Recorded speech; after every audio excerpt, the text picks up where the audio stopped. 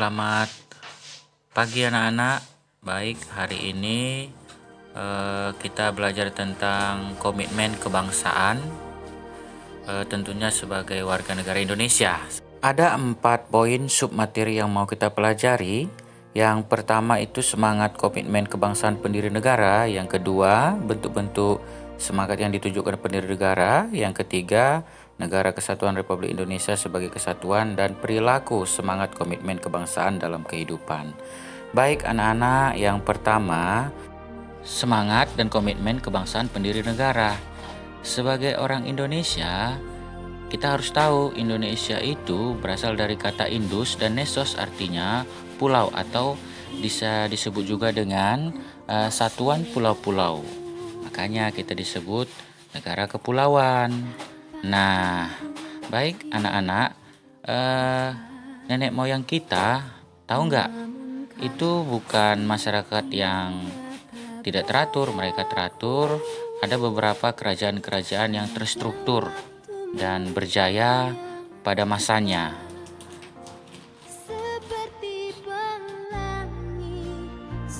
Nah, kita lanjut ya. Sekarang kita kepada para pendiri negara.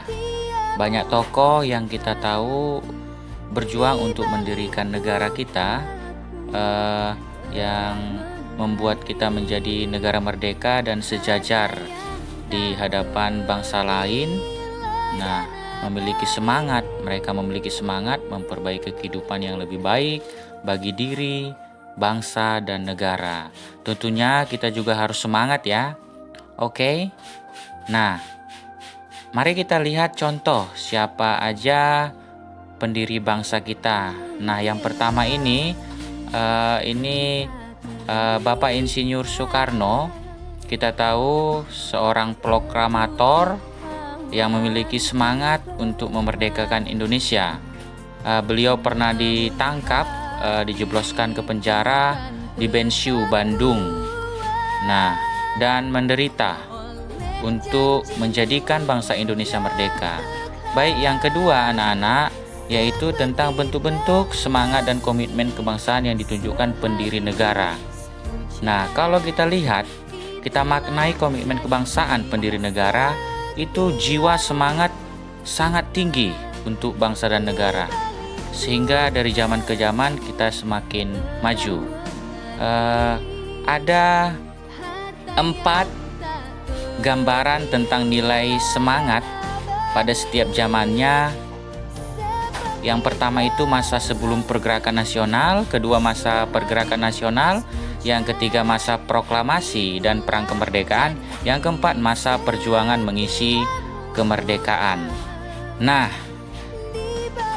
kita bahas yang pertama, masa sebelum pergerakan nasional. Sejak dahulu Nusantara atau Indonesia melalui kerajaan-kerajaan sudah berjuang untuk memerdekakan dan melawan penjajahan yang ada di Indonesia. Banyak kerajaan yang kita tahu. Yang kedua, masa pergerakan nasional. Nah, masa pergerakan nasional itu ditandai dengan lahirnya Budi Utomo tahun 1908.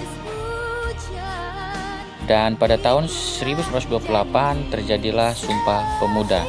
Yang kedua, masa pergerakan nasional, ada beberapa akibat penjajahan yang dilakukan sehingga masyarakat Indonesia pada saat itu sangat menderita.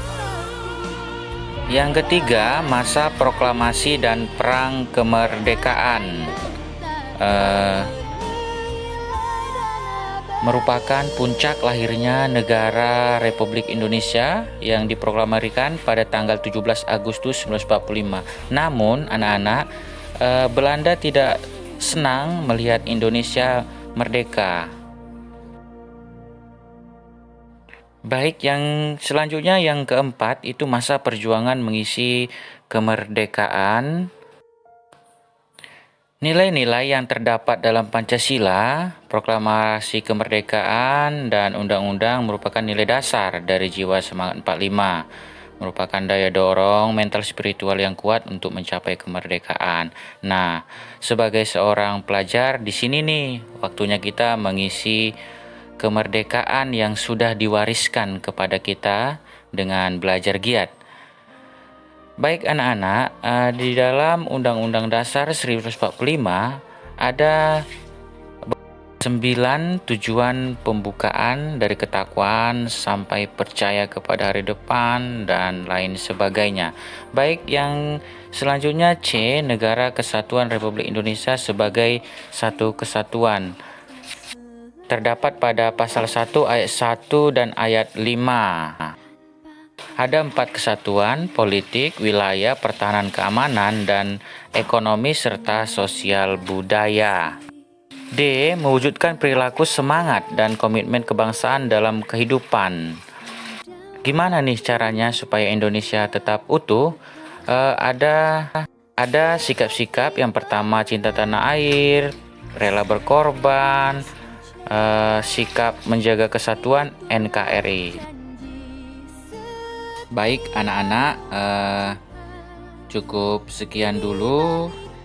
Sekarang kita menjawab pertanyaan. Ada 5 pertanyaan ya. Kamu baca baik-baik, kamu jawab, kamu kerjakan, kamu tulis, lalu kirim ke WA Bapak. Bapak tunggu ya. Ingat, jangan bermain di luar. Oke, terima kasih. Bye-bye.